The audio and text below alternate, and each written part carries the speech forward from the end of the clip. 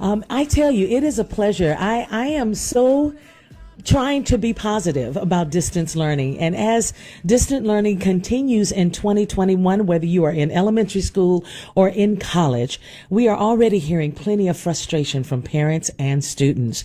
But what you might not hear is that most organizations aren't using it right.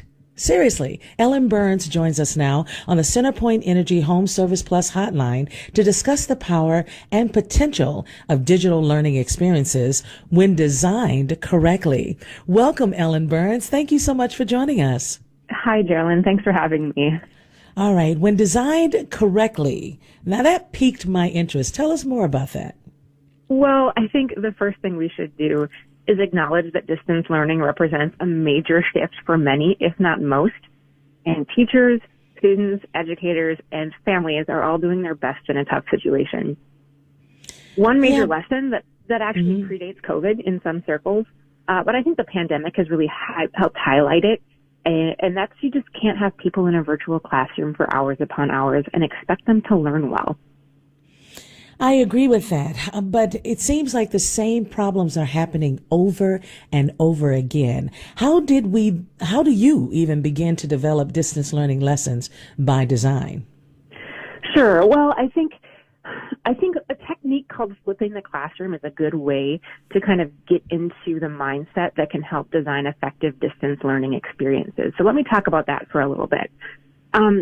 Learning becomes durable with practice. What do I mean by durable? From a learning psychology perspective, you can learn something by being told or you can read it, but it won't really stick with you until you practice doing something with that knowledge. Now, in schools, the goal of traditional homework is to provide that practice.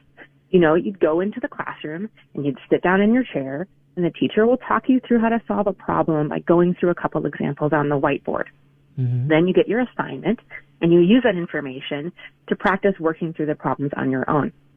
Now, by flipping the classroom, your homework becomes watching the lesson, maybe a video your teacher has uploaded to the school website. That's something you can do on your own. You don't have to do that when you're part of a class. You can do that independently.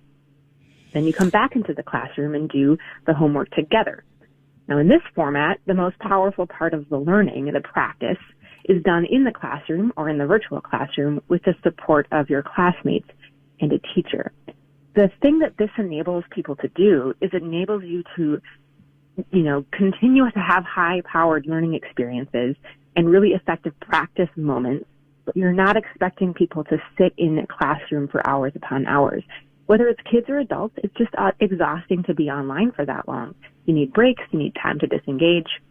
I think many schools did start out that way several months ago when we first had to move everything online, but some have then moved away from it in the subsequent months because of some of the issues you're alluding to.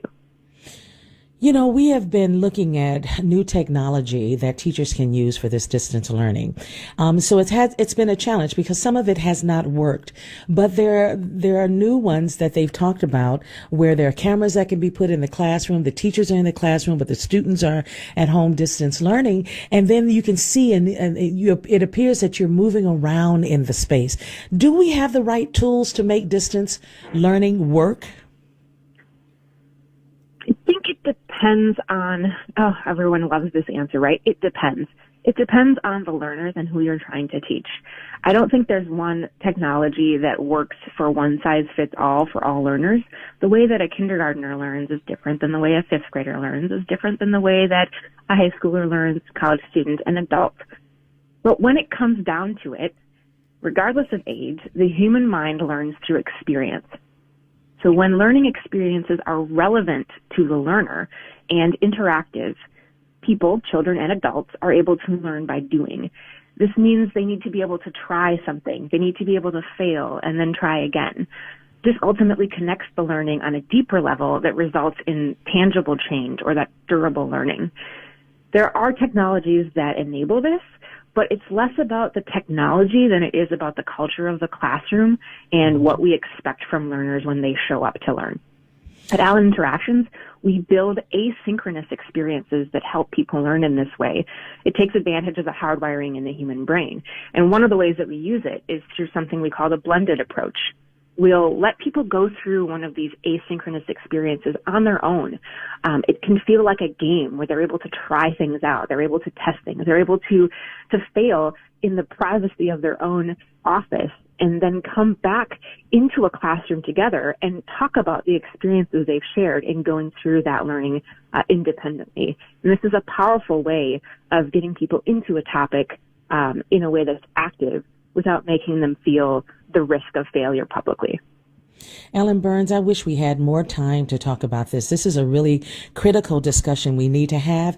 And of course, with distance learning, it is ever changing. And so I look forward to speaking with you more, even on my show on Sunday nights. I'll be in touch for us to finish this conversations. We sure appreciate you joining us today.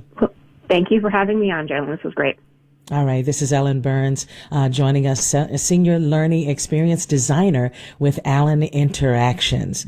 Wow. It's a lot going on with our students, and not many of them are succeeding, but we can do better. We must do better.